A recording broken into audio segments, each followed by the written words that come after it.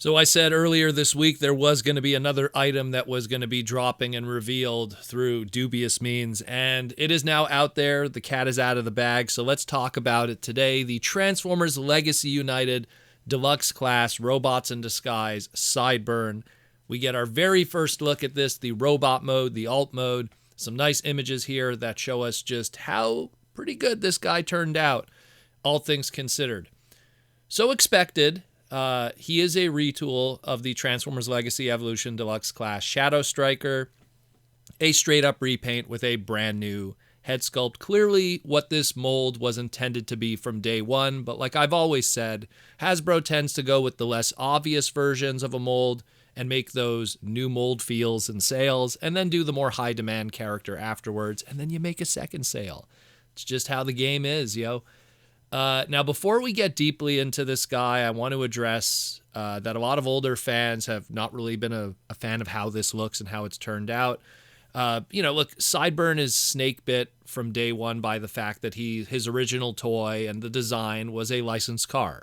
And those smooth details of a Dodge Viper are something that's kind of hard to replicate this day and get away with.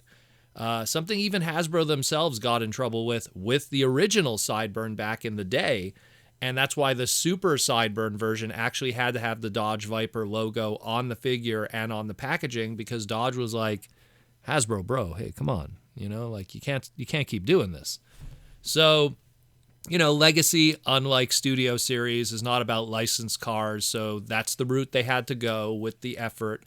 And I think they did a pretty good job, all things considered, within those limitations. So we'll start with the car mode, that very controversial car mode with some fans. You could see that the deco budget has been shifted around between the Shadow Striker to the Sideburn.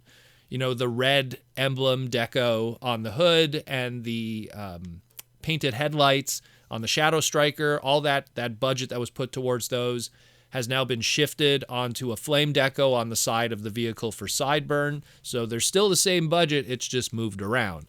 And I like the deco on the side because it matches the original car Robots in Disguise incarnation with the flames on the side. Shame that they didn't have enough budget probably to also put some on the hood to kind of phone it in completely. Even though it would have transferred into the robot mode also. There's slightly less paint on the engine from its Shadow Strike incarnation, but it's not really noticeable unless you go looking for it. It's two little red dots. But, it all goes a long way at the end of the day. When you get into the robot mode, the deco rollout more or less is similar between the two. Since Sideburn has a lot of molded white plastic, that white plastic on the thighs is not as noticeable with the deco hits of white paint, but it's there. So there still is the same kind of budget of paint there. He does not have the painted forearms, though, that Shadow Striker has, but they did a nice little nod to the original toy by having that little Autobot logo, deco, and imprint on his left arm that the original character in the original toy had. It was only on one side. It was because he was a very non-asymmetric character. So I really dig that they did that. And while it's not sculpted, and not a sculpted Autobot logo like the original toy, which even Aaron Archer said they stopped doing after Armada because they didn't like the fact that if they had to do repaints of a mold and make it another faction, they had a sculpted Autobot logo on there they had to contend with, and they had to shave it out. So now it's just a deco, and I dig it. I think it looks really cool. I like that they put it there, a nice extra nod to the original. That really goes a long way, in my opinion, when you're trying to sell these nostalgic characters. Paint budget otherwise is more or less the same in robot mode. The changes that were present in the alt mode are now also present here. Like I said, that little red emblem and, the engine little pieces that are missing that are not really noticeable. The new head sculpt on it, by the way, is absolutely fantastic. It nails the character right down to his little Dragon Ball-esque scouter reader on his face with the translucent yellow so the eye could see through. Really nice touch. They went above and beyond with that head sculpt, and I really appreciate that, because they could have just painted it solid and probably would have not looked as nice, but they really did that, and that's really cool. All the weapons are present from the original Shadow Striker mold, which were all really, let's be real, Sideburn's weapons from the original. His roof shield is still there.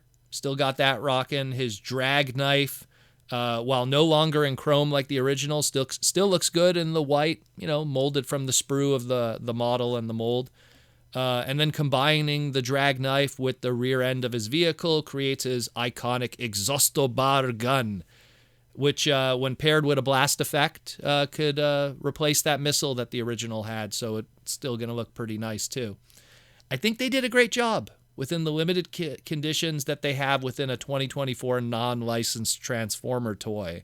And when I mean non-licensed, I mean car licenses. And again, unlike the original, it's not going to have that insane kibble on the back. So, I mean, at least there's one positive compared to that original Sideburn Speedo Breaka mold. So, pretty good. For many, this will be their first time picking up this character. And in all honesty, you can't go wrong with this. I'll always have a special place in my heart for those original car robots in disguise toys. They were so well done. But I could also see how modern fans could be happy with this one, with its more updated kind of look. And I think it'll be a great companion piece for the upcoming HasLab Omega Prime, so it'll be a nice little display piece to go with it and build that whole continuity and collection in a lot of ways. The only question I have now is who will be the next repaint from this.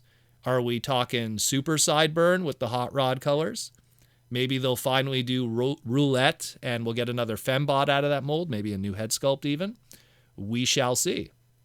So this figure showing up early has a lot to do with the fact that he's part of Wave 3 of that Transformers Legacy United wave.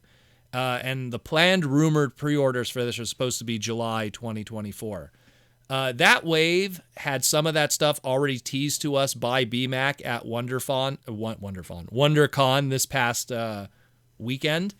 Sideburn was just one part of that was shown to us, along with the Deluxe class.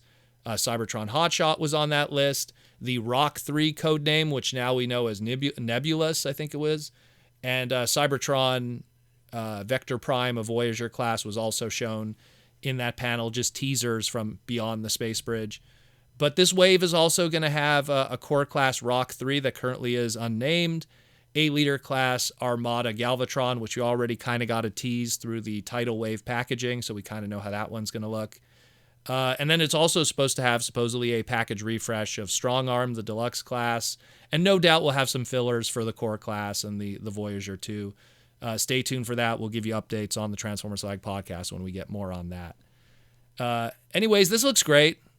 Let me know what you think. I mean, what do you think of this Sideburn? Do you own the original? If you do, does this figure have a place in your collection with the fact that you own the original? If you don't own the original, do you think this will be a fine choice to your collection?